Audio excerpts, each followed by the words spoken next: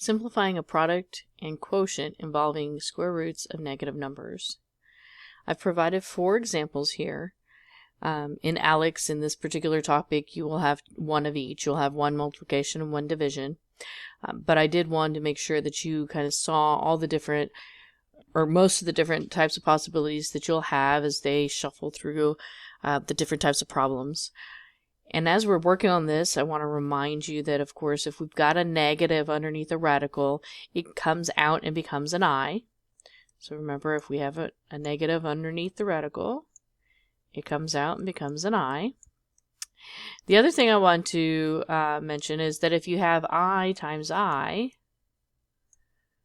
so I times I, which of course is I squared, and I squared equals -1.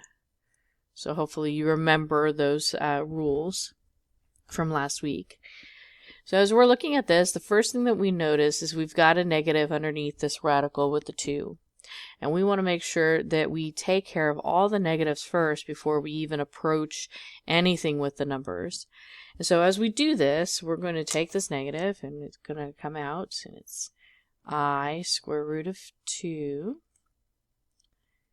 times square root of 32. And we're going to then multiply our 32 times 2. Okay, so we've got I and 32 times 2 underneath the radical, which gets us the square root of 64. And the square root of 64 is 8. So in this example, our answer is 8i. Now remember, not every square root will be a perfect square, and so you may have something I square root of something. But for this first example, we have 8i.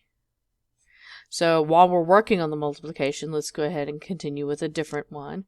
So here we've got 2 negatives underneath the radicals, and so we're going to take them both out. So we've got an I here, and now we've got an I here. And we're going to multiply everything together, so like terms. So I times I is I squared. This is where that comment came in to play. And then 2 times 14.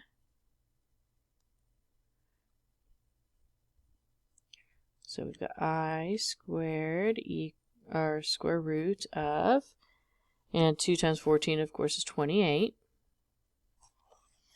Kind of running out of room here. I'm going to kind of scoot it over here. So I squared becomes a negative.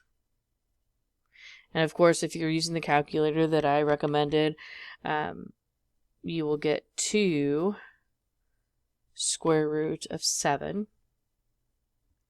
And of course, if you don't have the calculator at this point, hopefully you know how to go ahead and find the square root.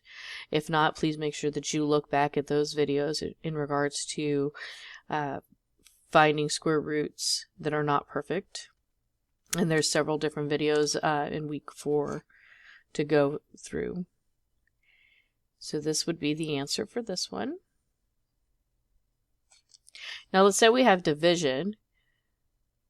Okay, again, we need to take care of that negative underneath the radical first. So we're going to have I square root of 48 over square root of 2.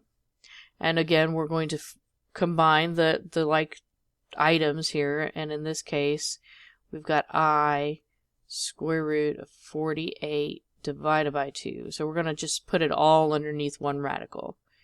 So 48 divided by 2 gets us 24. And the square root of 24 is, of course, 2 square root of 6. But we've got our I, so we're going to write it 2I square root of 6. So that would be the answer for that one. Now this one's a little bit different because we've got 2 negatives. And so, again, we're going to take care of those negatives first. So we've got I here, Square root is 72. And then I here over square root of 6. And if you notice with the division, if you have the same numbers, let's say 7 divided by 7 is 1. Well, same thing here. I divided by I is 1, or they cancel out. So now you're left with just square root of 72 divided by 6, which gets you 12. And the square root of 12 is 2 square root of 3. Again, if you don't remember how to find the square root of, let's say, 12, make sure that you go back and you look at those videos. They will be, simplifying a radical expression of simplifying a higher radical expression.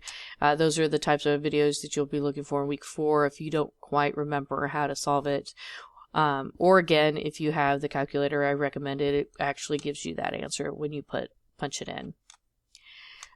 In order to find the square root, remember it's second